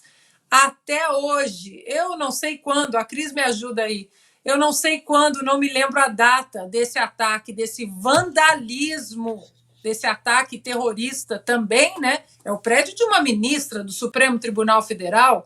Isso não seria conflagrado aí como o flagrante perpétuo? Não seria esse caso também? Até hoje, nenhuma palavra foi dita por nenhum dos integrantes do Supremo Tribunal Federal. Abril de 2018. Isso aí, a gente estava recuperando aqui também, Cris. 5 anos em absoluto silêncio. Ninguém nunca falou sobre isso. E aí, Cris, também quero te ouvir sobre essa cobrança aí do governo. É duro a gente dizer que torce pela briga. A gente quer, na verdade, que isso seja resolvido, que pessoas técnicas assumam os cargos que estão vagos e o quanto antes, para não ficar esse vácuo. Enquanto há vácuo, há invasões. Os bandidos estão todos solta aí. A gente viu aberrações acontecendo no carnaval, não só no campo, mas também no campo. Essa aí, se não me engano, foi uma invasão em Brasília, eu acho. Então não foi só onde eles anunciaram que fariam invasões. Isso aí foi num condomínio que tem inclusive a área de mata preservada em Brasília, que invadiram. Teve acho que a gente vai anunciar isso aí já, teve um ataque, uma agressão a um morador que foi lá tentar entender o que estava acontecendo. Então é muito absurdo o que está acontecendo no Brasil, e por falta de comando, por falta de exemplo, de bom exemplo, né? E aí a gente vê os invasores à solta, os ladrões de celular cada vez mais desinibidos, a gente vê apologia a drogas, a gente vê todo tipo de absurdo aumentando de forma assustadora no país, e esses ministros aí, esses 37 ministros, não fazem nada. E aí, em cargos de segundo, terceiro escalão, a gente vê essa vacância ainda, agora o pessoal do MST cobrando que seja colocado alguém para comandar o INCRA. Por que está vago? Essa que é a pergunta que a gente tem que fazer. Ainda está rolando o toma lá da cá? Ainda estão esperando a oferta melhor para ver quem que vai para esse cargo? É inacreditável o que o Brasil está vivendo. Nem 2 meses de governo ainda, hein? Já que a gente está falando de MST, Guilherme Boulos, deputado federal do PSOL e coordenador do MTST, se solidarizou com os invasores de terra na Frente Nacional de Luta Campo e Liberdade. A FNL é liderada por José Rainha, ex-integrante do MST. Cerca de 1.000 famílias invadiram fazendas em várias cidades de São Paulo e Mato Grosso do Sul. A mobilização foi batizada de Carnaval Vermelho. Para Boulos, ocorreu um único crime grave: a retirada à força dos invasores. Oi, gente. Passando aqui para denunciar um fato extremamente grave que aconteceu nesse carnaval. Vocês devem ter visto, teve uma série de ações da Frente Nacional de Lutas, de Sem Terras, lutando por terra no Mato Grosso do Sul, em São Paulo. E em alguns lugares, como em Japorã, Mundo Novo, no Mato Grosso do Sul, em regiões do Pontal da Paranaguá, em São Paulo, os trabalhadores sem terra foram expulsos das terras por milícias milícias montadas por fazendeiros, muitos deles bolsonaristas, jagunços que se organizaram para tirar na marra os trabalhadores sem terra que estavam ali lutando por terra, lutando por reforma agrária, muitas vezes em terras que estão totalmente largadas, abandonadas, sem nenhuma função social, e estavam lá fazendo essa batalha. Então toda a minha solidariedade à militância da Frente Nacional de Luta, aos trabalhadores e trabalhadoras rurais sem terra, e nós vamos acompanhar esse caso para denunciar que é um absurdo a organização de milícias do campo no Brasil. Augusto, mais de 100 invasões ocorreram durante o tal Carnaval Vermelho. O Tribunal de Justiça do Estado de São Paulo ordenou que os invasores que continuam nas fazendas saiam em até 5 dias. Eles não fizeram nenhuma invasão durante o governo Bolsonaro, né?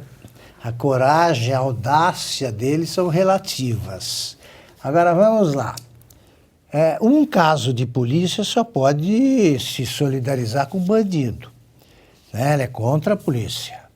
Senão ele vai para a cadeia também. Primeiro, depois, deve solidarizar-se fisicamente, vai para lá. Vai para lá, está sempre à distância. E treinando, estou vendo que ele está cada vez melhor, né, seguindo essa orientação que algum marqueteiro deu. Ele descobriu que o lado melhor dele é o direito. Notaram, não? Ele sempre faz a declaração, aparece mais o lado direito. Alguém disse a ele e ele está tentando chegar à perfeição nesse aspecto desde a primeira campanha eleitoral aí que ele fingiu que era candidato a presidente. E agora está indo bem.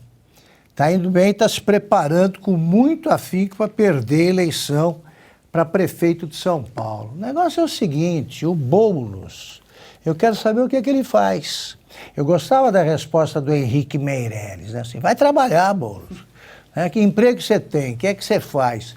Eu fui procurar isso aí, das muitas vezes em que ele me processou, eu falei, deixa eu dar uma olhada para ver o que ele faz. Não descobri.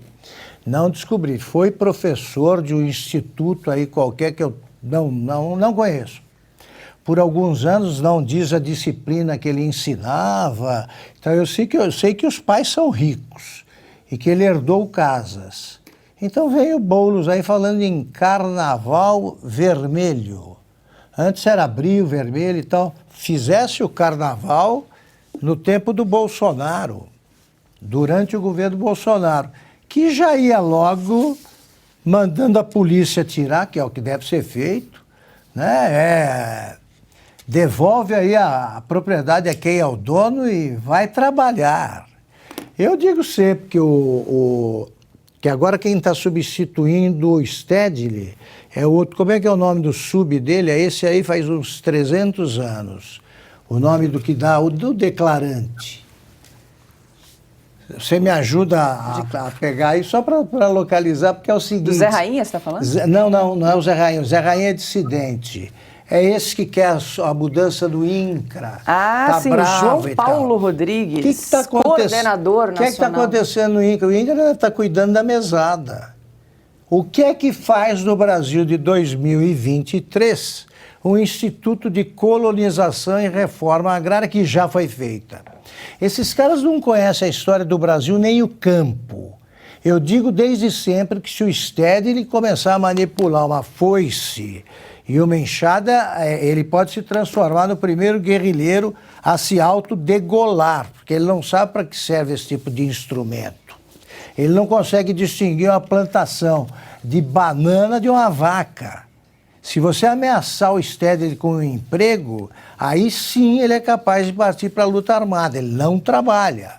Ele não quer ser camponês. A colonização do Brasil, pegue o Brasil Central, ela foi feita nos últimos 60 anos, que é o tempo de vida disso aí. O MST é herdeiro das ligas camponesas. É o que sobrou do Francisco Julião. Nesses 60 anos, os gaúchos, vítimas da repartição excessiva da terra, não existe mais o latifúndio improdutivo, isso é que nem falar burguesia exploradora, camponês, imperialismo yankee. Esses gaúchos, catarinenses também, deixaram as terras que, por se tornarem muito acanhadas aí nas suas dimensões, já não garantiam a sobrevivência da família e foram expandir as fronteiras no centro-oeste e nessas zonas hoje sob intensa prosperidade graças ao agronegócio. Eles não sabem nem disso. Apontem um latifúndio improdutivo que a gente concentra todo mundo lá. O que eles querem é a mesada do governo, não trabalhar e agora descobrir o carnaval vermelho. Né? O carnaval na cadeia é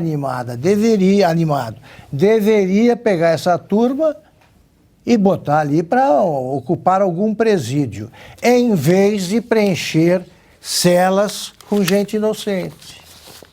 E aí, Fabi, voltando ao vídeo, Boulos, então, chamando os invasores de, anotei aqui, trabalhadores lutando por terras foram expulsos por milícias. Bom, é uma inversão de valores realmente absurda, mas eu queria complementar um dado.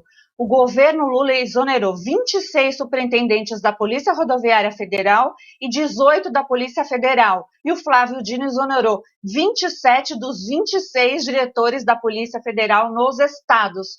E até agora esse pessoal não foi renomeado. Não temos pessoas nesses locais. Vocês imaginam o que está reverberando de prejuízo formal para a sociedade brasileira aí nesse tal de Carnaval Vermelho, ou mesmo lá no desastre, maior desastre, né, de São Paulo, do Brasil, talvez realmente bem gritante, sem ajuda formal, né, de quem entende, de pessoas aptas. Então, é isso. De um lado, a gente tem que entender que alguém como Boulos tem a capacidade de chamar outras pessoas de miliciano, não se colocando, talvez, como tal, né?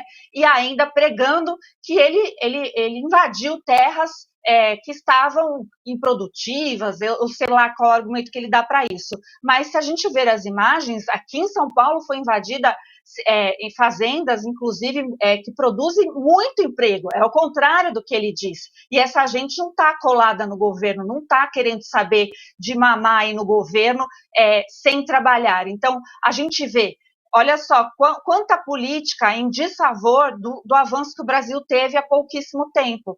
As pessoas desses lugares rurais, não sei se vão conseguir se autoproteger, porque a polícia lá não chega, com essa degradação que estão fazendo da política armamentista, que tem um porquê de ser no Brasil.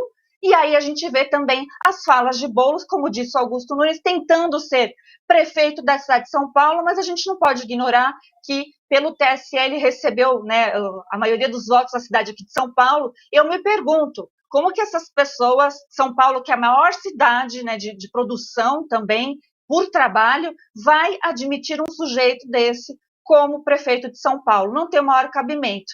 E eu gostaria até também de chamar atenção aí para os jornalistas que vivem nos criticando. Cadê um estudo, então, legítimo de quanto reverberou negativamente exonerar esse pessoal aqui da polícia que eu citei, Polícia Rodoviária Federal e Polícia Federal, nessas ações sangrentas, né, porque o vermelho deve ser de sangue, e também no desastre, a ausência, né, de talvez a ajuda que esse pessoal precisa, e nos saques lá que o pessoal levou ajuda humanitária. É esse o Brasil que a esquerda quer.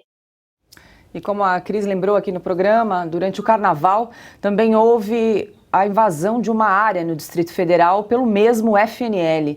Josivaldo Alves Cordeiro, dono de um dos lotes do terreno, foi agredido com vários socos no rosto ao pedir a saída dos invasores. Ele divulgou um vídeo. Ele foi agredido pelos invasores. Eu sou morador aqui do conjunto 6, lote 11, Josivaldo. Tô indo para casa agora, tô andando na rua aqui, mas eu queria um apoio. Esse pessoal aqui, nossa senhora, gente, eu tô... Não sei não, viu? Cris, e o pior, nenhum dos agressores foi preso. Nenhum dos agressores foi preso. Eu conversei, troquei mensagens com o Josivaldo ontem, que foi quando eu recebi esse vídeo. Ele estava saindo do IML, foi fazer exame de corpo de delito, entrou com um boletim de ocorrência, obviamente por agressão. A polícia chegou lá, conseguiu tirar os invasores de lá, mas eles ainda tentaram dizer que eles estavam a mando do real proprietário. que as pessoas que têm casa nesse condomínio, elas eram invasoras, porque outra pessoa seria proprietária, e tentaram apresentar um documento, não sei se falso, provavelmente a polícia vai analisar agora, mas tem coisas muito estranhas por trás desses movimentos aí que invadem terrenos alheios, sejam públicos ou privados. E só para trazer mais algumas informações, esse condomínio aí especificamente, ele foi invadido por 40, montaram 40 barracas, mas foi gente que chegou de carro, então não são agricultores pobrezinhos que não tem nada, não tem com que se virar, né?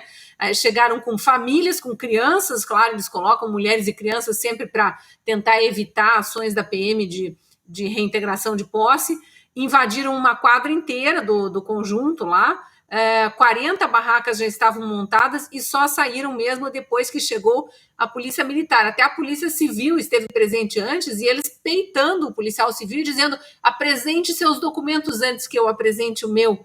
Então, realmente, eles são abusados. Além de tudo, a gente sabe, incentivados por pessoas como Boulos. E aí, STF, Boulos não está incentivando, não está fazendo apologia a crime? Quem vai investigar Boulos? Quem vai atrás de Boulos? Quem vai prender, censurar, difamar Boulos? É isso que a gente quer ver. Justiça para todos, né? Exatamente aí, Ana. Por enquanto, nenhum agressor foi preso aí nessa imagem que a gente viu, cena forte aí do Josivaldo Alves Cordeiro, dono de um dos lotes que foi agredido aí pelos agressores, pelos invasores. Cena forte e impressionante. É como o ano, eu acho que é 2050, e essa gente ainda está falando Bolsonaro. É impressionante a tara mental que essa gente tem com o Bolsonaro, com o governo Bolsonaro. Não produzem nada, não fazem nada, não produzem materialmente e não produzem intelectualmente. Essa gente que Boulos defende, o próprio Boulos, é gente parasita. Parasita que agora, diante dessas imagens aí, eles sugam tudo que eles veem que não são, tudo que é derivado do trabalho dos outros, e agora sangue das outras pessoas também. São covardes. Eu queria ver um discurso do Lula ou de qualquer um dos 37 ministros desse desgoverno ou de qualquer um ligado ao PT, seja Boulos, seja Gleisi, seja Lindenberg. Quero ver um discurso sem que eles citem Bolsonaro ou bolsonarismo. É impressionante. Agora 19h17. Agora vamos para a economia. A Receita Federal prevê que 13.600.000 contribuintes, pessoas físicas, deixarão de pagar o imposto de renda com as novas regras de correção da tabela que entrarão em vigor a partir de 1º de maio. Quem ganha até 2 salários mínimos, ou seja, R$ 2.640, ficará livre de pagar o imposto. Esse número corresponde a cerca de 40% do total de declarações do imposto de renda recebidas no ano passado. A perda de arrecadação será de 3,2 bilhões de reais em 2023 e de 6 bilhões no ano que vem. Fernando Haddad, ministro da Fazenda, queria que as mudanças na tabela só ocorressem em 2024, com a reforma tributária. Mas o presidente Lula decidiu começar a correção da tabela do IR ainda neste ano.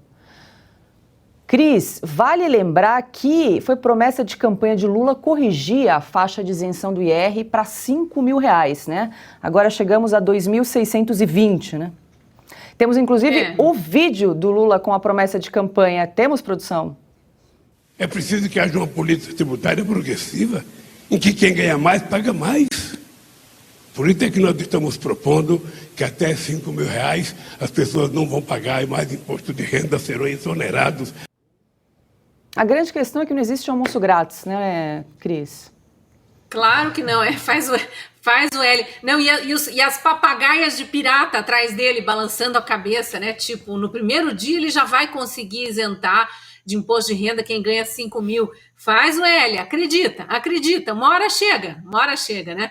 Agora, eu acho bonito o Lula dizendo que tem que cobrar mais de quem ganha mais, E quem ganhou milhões de reais da Petrobras, Lula, que tem contas na Suíça, que recebeu a bênção dos amigos do judiciário para voltar à cena do crime, também vai pagar mais? Queremos saber. E esses deputados, senadores, ministros do STF, promotores de justiça, juízes de todas as instâncias, toda essa turma do alto escalão do serviço público que recebeu aumento salarial já nos primeiros dias desse desgoverno, vão pagar mais imposto de renda? A gente quer saber, porque os coitadinhos que ganham 3 salários mínimos, 4 salários mínimos, né, menos de 5 mil reais ali, vão continuar pagando. E muitos desses fizeram um L, acreditando na sua promessa. Aliás, a turma da picanha está querendo essa picanha. Vai vir ou não vai vir? Boa pergunta. E aí, Augusto, segundo a estimativa, a perda de arrecadação em 2023 será de 3,2 bilhões de reais e de 6 bilhões para o ano que vem. Mas se estão contando a verdade, o Haddad foi escalado para perder até quando está no governo, né? Ele não ganha nenhuma. Todas as propostas dele são recusadas pelo presidente da República, que desmente as propostas de campanha feitas agora, sem que nenhum jornal se dê conta disso. Vocês repararam, né? Não há um registro que nós fazemos aqui, que é por informação. Olha, prometeu para 5, né, até 5 salários mínimos, e não cumpriu a promessa. Essa é a notícia. Que mostra o quê? O improviso, a improvisação. Ele falou 5, como podia ter falado 7, 10, 20, e cortou até esta quantia, como também poderia ser mais, menos e tal. O Brasil está à deriva. Economicamente, não tem uma política definida, não tem metas a perseguir, e você vai com essa dupla no comando. Olha, pensa bem, o Haddad como timoneiro da economia e com o Lula ajudando, olha, mas é pior que o Titanic depois da batida, né? Não dá para embarcar, não dá para embarcar. É o desgoverno cara e coroa, Augusto. É isso aí. Cara, a gente fala 5 mil. Coroa, a gente fala 3.500. Eles jogam a moedinha, 5 mil. Agora, essa perda de arrecadação, uma hora esse precinho vai chegar exatamente para os Faria Lulers. Ah, claro. Aqueles endinheirados que fizeram L, que jogaram Paulo Guedes fora, porque o governo Bolsonaro, muito feinho, né? Muito isso, muito aquilo. Essa turma endinheirada aí da Faria Lima, essa conta vai chegar para vocês.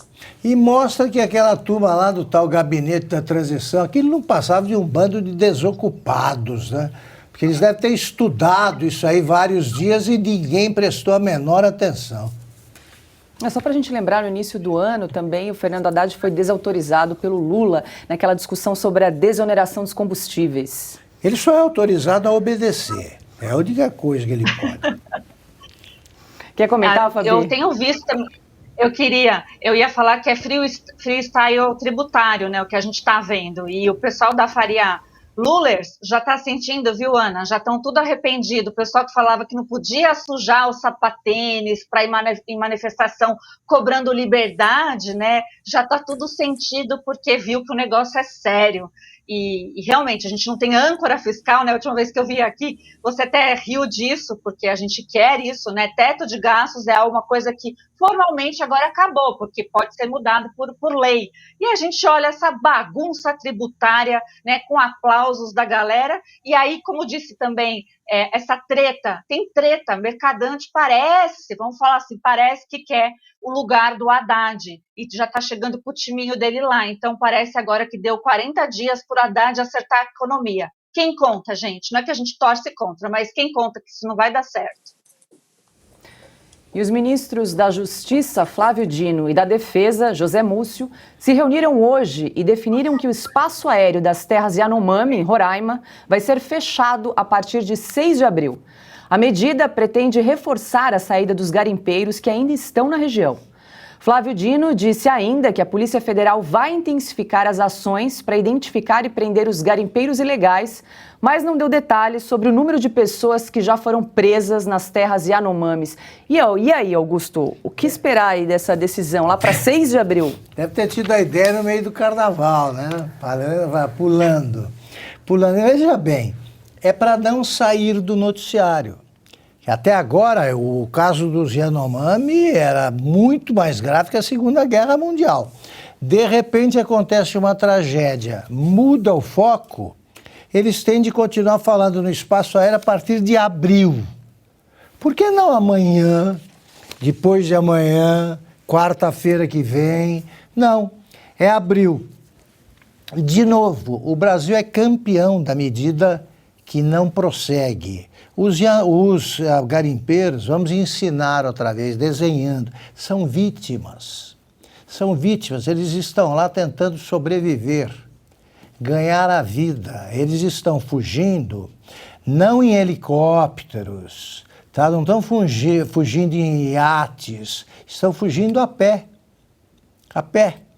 Então o Brasil, em vez de buscar uma política de exploração de minérios, porque um dia serão todos explorados, que beneficie todos os envolvidos e que acabe com as irregularidades do garimpo, não, fica fechando o espaço aéreo para perseguir garimpeiros que são perseguidos pela miséria, tanto quanto a mais pobre das tribos indígenas. Eles são brasileiros, também estão trabalhando para alguém. Em vez de pensar em arrumar emprego, agora, imagina, o comunista Flávio Dino, ele vê o povo como qualquer comunista vê. É a tal massa de manobra. Pois é, Cris, se o governo está tão preocupado aí com a situação dos Yanomamis, por que fechar o espaço aéreo só a partir de 6 de abril? Temos mais de um mês aí, né, pela frente. Eu fico com a sensação de que está rolando uma conversinha com os cupinchas para ver se eles conseguem, né, se safar antes da hora, dentro do prazo, que depois vai ficar feio. Olha, a gente sabe, já teve deputado indígena venezuelano dizendo com todas as letras que indígenas famintos, Yanomamis famintos da Venezuela vieram em peso para o Brasil, não só atrás de comida, mas fugindo da polícia do Maduro, que entrou na floresta para fazer o quê? Garimpar. Militares e policiais do Maduro garimpar. Isso foi uma denúncia feita nas redes sociais. Eu entrevistei esse deputado indígena venezuelano, ele está afirmando isso. Não estou dizendo que é a única razão do problema, mas tem problema vindo importado de país gerenciado, muito entre aspas, por ditador amiguinho de Lula, né? Não só amiguinho, mas venerado por Lula, por Gleisi Hoffmann, por esses partidos aí todos de esquerda que se fingem ser de centro e moderados e são todos extremistas. Aí a gente pega notícias, poucas, né? Notícia da empresa brasileira de comunicação, do governo Bolsonaro, e encontra: Polícia Federal destrói 20 e tantas pistas de pouso em área Yanomami. Garimpo perde não sei quantos helicópteros. Polícia Federal, IBAMA, FUNAI conseguem apreender equipamentos de garimpeiros. Nada disso era divulgado pela imprensa, mas está aí nos arquivos da empresa brasileira de comunicação. Quem procurar encontra. Agora, qualquer operaçãozinha, qualquer anúnciozinho de fechamento ou abertura de espaço aéreo ganha as manchetes dessa imprensa militante. Então, fiquemos atentos ao alarde e aos resultados. A gente quer resultados e aí a gente vai comparar com o que foi feito e não foi alardeado em governo bem recente que Lula tenta apagar aí e mudar a história. Ana, vou ler aqui um trechinho do que disse o ministro da Defesa, José Múcio, abre aspas. O primeiro tema da reunião onde eles se encontraram, né, o ministro da Justiça, Flávio Dino, e José Múcio, foi a questão do espaço aéreo, que estava combinado primeiramente para ser fechado em 6 de maio. E agora botamos para 6 de abril. Tá tudo resolvido. Eles anteciparam, exatamente. Eles jogaram a moedinha. Cara é abril, coroa é maio. Pronto, matou a charada. Então é abril, né? O triste disso tudo é que se é uma situação que precisa, né, do espaço aéreo fechado, nós vamos esperar até abril. O que esse governo, aliás, esse desgoverno está promovendo é exatamente no final de qualquer cascata desse governo, seja em plano social, plano de segurança, plano econômico, lá embaixo, quem vai pagar? é o miserável, é o menos capacitado, é o mais necessitado, são as minorias que eles falam que protegem, né, como os indígenas nesse caso, porque a gente estava brincando ali no último assunto que essa perda de arrecadação que uma hora vai chegar nos Faria Lulers, mas não chega, porque se chega nos Faria Lulers, eles passam a cadeia de imposto até lá embaixo. Quem vai pagar é o miserável, é o mais necessitado, é o pobre, é a classe mais baixa. Esse desgoverno, eles não têm preocupação nas minorias. É como o Augusto usou a expressão correta, são massa de manobra para campanhas. Tanto é que 2 meses quase desse desgoverno, eles ainda estão no palanque. Eles ainda estão falando de Bolsonaro, eles ainda estão falando de Paulo Guedes, eles ainda falam mentira, 120 milhões de famintos, 33 milhões de famintos. Não há um discurso que eles comentem daqui para frente, nosso futuro, nós vamos fazer isso, nós vamos fazer aquilo. Não existe isso, não existe plano de nação. É um plano de poder que, já está em curso há muito tempo. E agora o brasileiro vai ver esse plano de poder, esse projeto de poder, com requintes de crueldade. Só quero ler aqui um comentário do nosso Renato Soares, aqui, nosso espectador no canal do YouTube, que disse o seguinte: o Brasil não está só sem âncora, Fabi, sem âncora fiscal, está sem leme, sem rumo, sem mastro, está à deriva. E assim termina aqui mais uma edição do Oeste Sem Filtro. Muito obrigada pela sua companhia, pela sua audiência. Hoje é uma noite muito especial, porque o programa Oeste Sem Filtro completa aí o 3º mês de aniversário. Então, muito obrigada pela sua audiência. Já passamos aí por poucas e boas, né? Augusto, sim, Ana, estamos aqui firmes e fortes e resistentes. Então, muito obrigada pela sua audiência, pela parceria, pela companhia de todos os dias. Vou começar me despedindo hoje com a nossa convidada especial, Fabi Barroso, que logo mais convida o pessoal aí para assistir o Estúdio Oeste. Logo mais nós estaremos, então, na Revista Oeste, né, no Estúdio Oeste, que a gente apresenta a revista semanal, então fica todo mundo convidado. Vou dar um spoiler, teremos um entrevistado muito bom, o pessoal gosta, mas não vou falar quem é, não, o pessoal vir. E Ana, é o comentário da pessoa que fez, que desculpa, eu não me recordo o nome, acho que já levaram até o barco mesmo, né, porque eu só vejo a gente afundar, afundar profundamente, não fugiu a palavra. Muito obrigada pelo convite, é uma honra estar com vocês, muito obrigada, Ana, Augusto, querida Cris e querida também Paula Leal. Muito obrigada a todos e até daqui a pouquinho, às 20h30, aqui no YouTube também. É isso aí, eu vou estar lá com vocês também hoje no Estúdio Oeste. Cris Grêmio, muito boa noite, obrigada pela parceria de sempre. Obrigada, Paula, eu que agradeço, estarei com vocês também às 8h30 no Estúdio Oeste. A gente fez um Augusto Bendito Fruto aqui, o próximo Bendito Fruto é o Flávio Morgenstern, que vai estar conosco. Meu Deus! No Estúdio Oeste, às 8h30, mulherada aqui, firme e forte no batente. Obrigada, Ana Paula, Fabi, uma alegria estar com você aqui no Oeste Sem Filtro também. Augusto, um beijo para a nossa audiência e parabéns, né, à Revista Oeste por esses 3 meses. Uma honra estar aqui nesse episódio de aniversário. Legal, bem lembrado, Cris, estamos dominando o mundo, né? Logo mais, 8h30, Estúdio Oeste. Ana Paula Henkel, querida, muito obrigada, uma boa noite, parabéns, 3 meses aí de programa. Mestre, você sobreviveu. Sim, adorei. 2 horas com a mulherada. Vai permanecer a bancada, é isso aí, a reivindicação é essa. Que maravilha! Mais um dia com vocês e ao lado dessas mulheres lindas por dentro e por fora. Você, Paula, nossa chefe, Cris, Fabi Barroso, tantas mulheres também lindas na nossa audiência. No meu mestre, Augusto Nunes, uma honra estar ao seu lado todos os dias. A todos vocês, boa noite, até amanhã. Quero deixar um beijo também para o pessoal do Rumble. Batemos 50 mil hoje no YouTube e o Rumble, a combinação das 2 plataformas.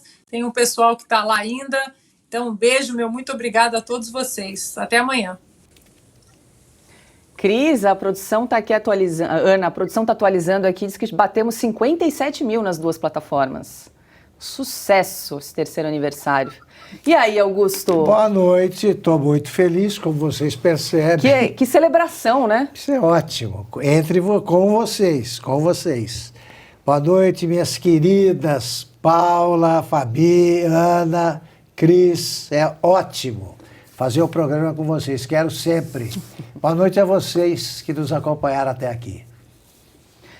E é isso, pessoal. Lembre-se de fazer a inscrição no nosso canal, deixar o seu comentário, o seu like e não perca logo mais às 8h30 da noite o Estúdio Oeste aqui no canal da Revista Oeste no YouTube. E lembrando mais uma vez, se você gosta do nosso conteúdo, assine a Revista Oeste, lembrando que é o valor da sua assinatura que financia o nosso jornalismo independente. Uma boa noite e até amanhã e parabéns Oeste Sem Filtro pelo terceiro mês de aniversário.